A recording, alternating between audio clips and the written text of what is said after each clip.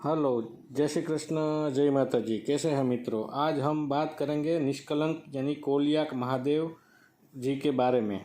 तो वहाँ जाने के भावनगर से कोलियाक जाने के लिए गाड़ी या टू व्हील या रिक्शा या बस किसी में भी जा सकते हैं। और लगभग 23 से 24 किलोमीटर का अंतर भावनगर से कोलियाक के लिए पड़ता है। और वाहन में यहाँ से रिक्शा, बस और टेम्पो वगैरह मिल जाते हैं। और महादेव के बारे में बात करें तो वहाँ पे भर्ती और वोट आती रहती है। तो दिन में 12 घंटे होते हैं, दिन में, और रात में 12 घंटे होते हैं। तो उसमें से 6 घंटे भर्ती होती है और 6 घंटे वोट होती है। ऐसे 6 घंटे में पानी शिव जी के ऊपर आ जाता है और 6 घंटे जो शिवलिंग है वो दृश्यमान होती है। तो पानी चला जाए उसके बाद में शिवलिंग का दर्शन हो सकता है। तो दिन को 6 घंटे और रात को 6 घंटे ऐसे हम भगवान शिव जी के दर्शन कर सकते हैं। श्रावण मास की बड़ी अमावस्या होती है वहाँ, तब वहाँ पे श्रद्धालुओं का मेला पड़ता है। श्रद्धालु उमड़ पड़ते हैं और शिव जी के दर्शन के लिए और शिव जी की भक्ति के लिए वहाँ जाते हैं, दर्शन करते हैं और भावार्थ होके आते हैं। और अच्छे से श्रद्धालुओं का मेला पड़ता है वहाँ पे। जैसे प्राचीन काल से लगभग 5000 साल पहले से ये परंपरा चली आती है। और यहाँ पे भावनगर के महाराजा जो है वहाँ पे ध्वजा चढ़ाते हैं उस दिन। और बड़ी परंपरा के अनुसार शस्त्र की पूजन भी करते हैं और वहाँ पे सब लोग भगवान की भक्ति और उमंग में बने रहते हैं। आगे देखिए, हम चित्र और वहाँ पे जाके हमने जो वीडियो किया है उसके बारे में आप देख सकते हैं।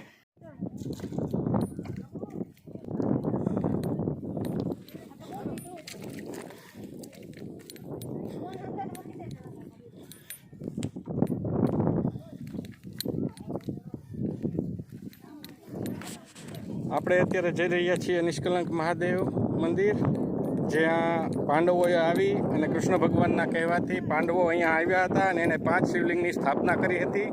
અને અહીં એમણે 5 શિવલિંગની સ્થાપના કરીને એમનું પૂજન કરી અને પોતાના પાપ ધોયા હતા. કૃષ્ણ ભગવાનના આદેશ મુજબ તેઓ અહીં આવ્યા હતા અને તેઓએ અહીં તેમના પાપ અહીં ધોયા હતા. આ બાજુ અત્યારે ભક્તજનોની ભીડ આવી રહી છે. સવારે 9:30 વાગ્યાથી શરૂ કરી અને સાંજે 4 વાગ્યા સુધી અહીં ઓટ આવે છે, ભરતી આવતી નથી. આ પ્રમાણે બધા ભક્તો અહીં આવી રહ્યા છે. નિરંતર ભક્તોનો પ્રવાહ અહીં અવિરત ચાલુ છે. દર્શન કરીને પરત આવી રહ્યા છે અને અમે જઈ રહ્યા છીએ. નિષ્કલંક મહાદેવ પાંડવોના સમયની પ્રાચીન જગ્યા છે અને અહીં આવી અને બધા દર્શન કરી અને ભક્તો શિવજીની ઉપાસના કરી અને સર્વે ભક્તો લાભ લઈ રહ્યા છે. જય ભોળાનાથ.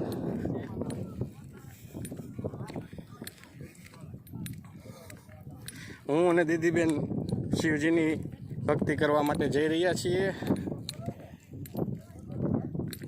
અવિરત ભક્તોનો પ્રવાહ આવન જાવન ચાલુ છે. અહીં માટી ખૂબ જ ચીકણી છે. અહીંની માટીમાં લપસી જવાય નહીં, એનું ધ્યાન રાખવું પડે. यहाँ शिव जी का बहुत बड़ा स्थान माना गया है. शिव जी की अविरत कृपा दृष्टि यहाँ बन रही है और सभी भक्तों के ऊपर उनकी कृपा दृष्टि बन रही है. और उस हिसाब से श्री कृष्ण भगवान के कहने पर युद्ध के समाप्ति के पश्चात श्री कृष्ण भगवान के कहने पर 5 पांडव यहाँ पे आए थे और अपने पाप, जो उनके भ्राता का दोष, भ्राता को मारने का दोष और सभी तरह के पाप धुलने के लिए यहाँ पे उन्होंने 5 शिवलिंग की स्थापना की और उनकी पूजा अर्चन की. और यहाँ पे पूजन अर्चन करके इनके पाप धोए गए. कृष्ण भगवान के आदेश के अनुसार इन्होंने यहाँ पाप धोए और उन्होंने यहाँ पश्चाताप किया. और पश्चाताप के फलस्वरूप यहाँ उन्होंने 5 शिवलिंग की स्थापना की और पूजन अर्चन किया. तकरीबन 1 माह तक यहाँ रुके थे और यहाँ पूजन अर्चन किया था। यहाँ हर बड़ी अमावस्या को यहाँ ध्वजारोहण होता है और तकरीबन 1 से 1.5 लाख मानव की मेहरामण यहाँ पे आती है और भक्तजन सब शिव जी की कृपा दृष्टि का लाभ लेते हैं और सभी तरह के लोग यहाँ पे आते हैं और शिव जी की पूजा अर्चन करते रहते हैं।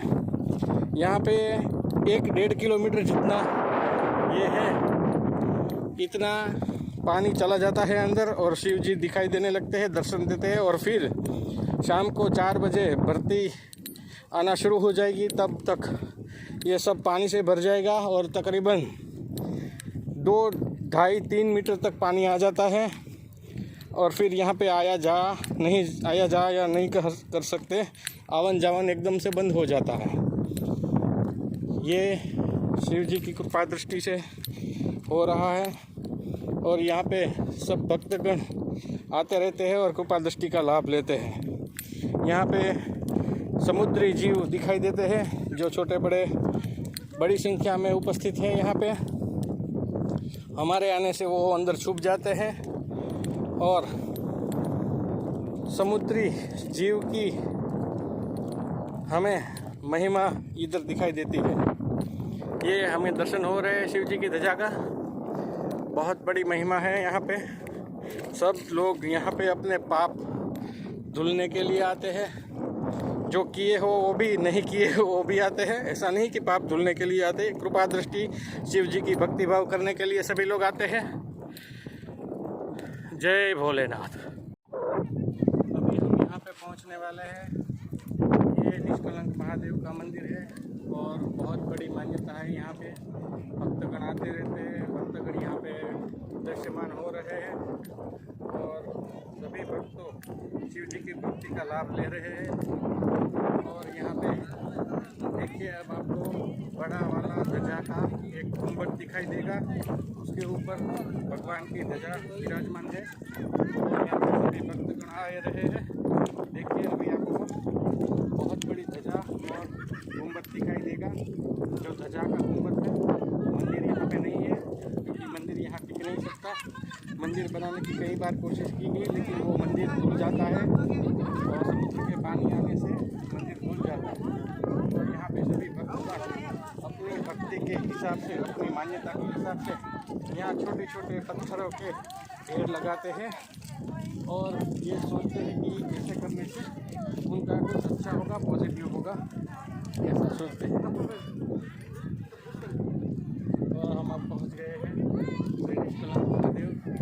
बहुत बढ़िया स्थान है, समुद्र के बीच में एक बढ़िया सा स्थान।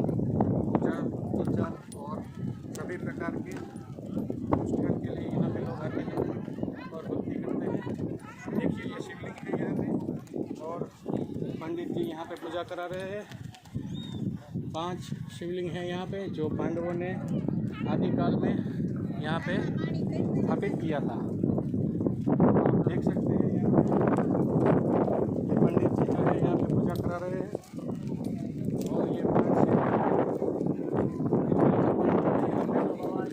स्थापित कराया था।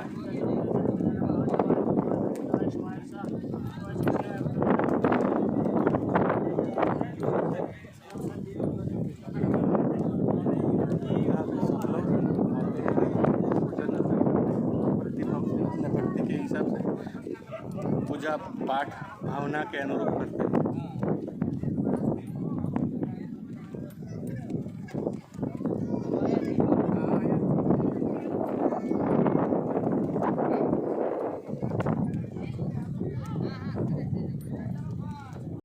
महाभारत के युद्ध के दौरान जो युद्ध हुआ उसमें कौरवों और पांडवों के बीच में भयंकर युद्ध हुआ। उसके पश्चात युद्ध में जीत पाने के बाद में पांडवों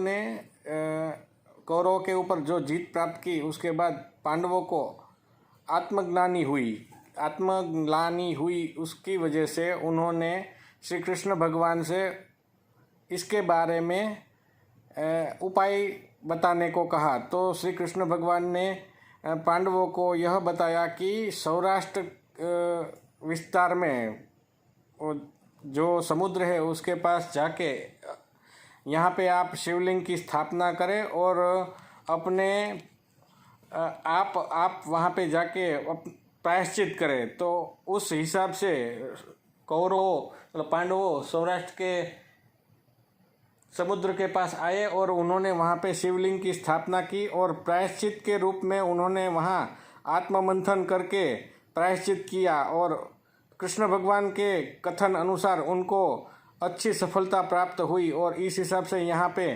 5 शिवलिंग की स्थापना की गई, जिसमें धर्मराज, युधिष्ठिर, भीम, अर्जुन, सहदेव, नकुल, इन पांचों ने यहाँ पे 5 शिवलिंग की स्थापना की और उनकी पूजन अर्चन करके वहाँ पे उन्होंने अपने पाप का प्रायश्चित किया। इस वजह से यहाँ पे निष्कलंक यानी कलंक बिना।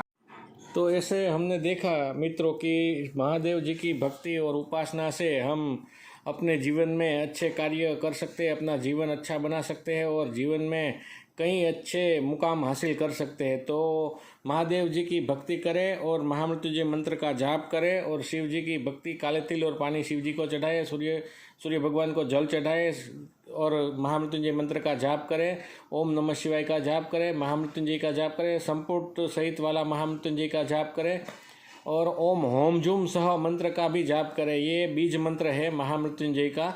ये करने से भी जातक जो भी है, जो शिव जी के भक्त है, वो ये करने से दुख में से निकल सकते हैं और अच्छा जीवन प्राप्त कर सकते हैं। जय श्री कृष्ण, जय माता जी।